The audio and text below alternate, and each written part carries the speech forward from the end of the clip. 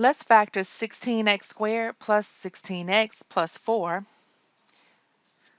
We want to ask ourselves, every time we factor, is there a GCF that can be factored out? If it can be, let's factor. So, yes, there is a GCF, and the GCF that we're going to factor out is what? A 4. Let's factor out a 4. What's left? We have 4x squared plus 4x plus 1. We have a trinomial that we're going to factor. We know that it's a trinomial because we have 3 terms. And we're going to use the slide, divide, and bottoms up. Let's do that method there. So let's take the 4 from the trinomial, slide it over, multiply it to the 1. So we're saying what are factors of 4 that when we add those factors it will give us 4, the middle term of 4. We know factors of 4, 1 and 4, 2 and 2. We're going to use 2 and 2.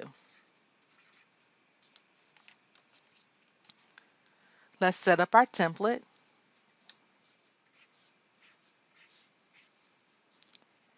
X and X for the first term. We're going to use 2 and 2 for the last, and we know the signs are going to be 2 positives because the sign of the last term is positive. Same signs, same what? 2 positives. So we slid, we slid here, and then we're going to divide. We're going to take the leading coefficient that's circled here and divide it into that last term, and we reduce. Divide and reduce the fraction.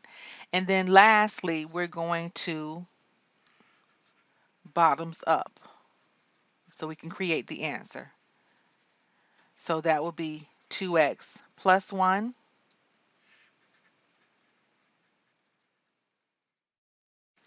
2x plus 1.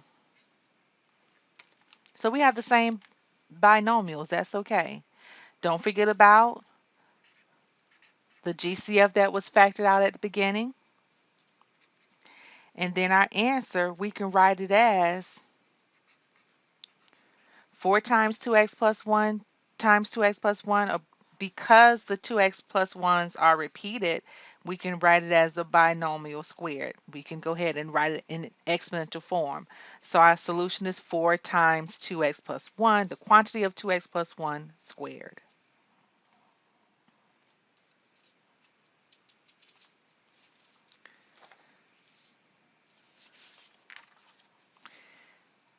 Eight,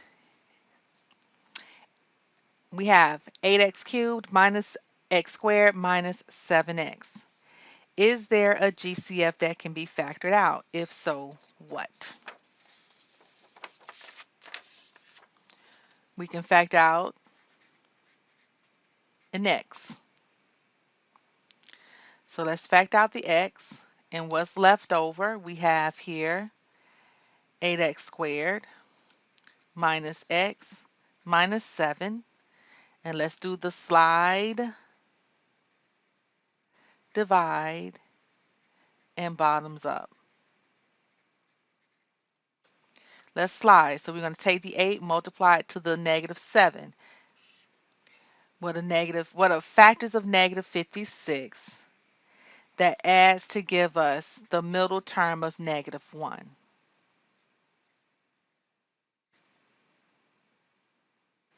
It will have to be 7 and 8. I want negative 56, but when I add it to give us negative 1, meaning when we set up our template, our signs are going to be different. So one of these factors, one has to be positive, one has to be negative. So one is going to be positive, one is going to be negative. Don't forget about writing your variables, separating them. So we're using 7 and 8. What has to be positive? What has to be negative? The 7 must be positive, the 8 must be negative, because 7 times -8 is -56. 7 plus -8 gives us -1. 7 is positive, 8 is negative. Now we're going to divide. We're going to take the leading coefficient, which is 8, and divide it and reduce. We can reduce these fractions here, and then bottoms up. That's 8x plus 7, bottoms up. That is x minus 1. And don't forget to bring down the GCF that was factored out at the beginning. So our solution is x times 8x plus 7 times x minus 1.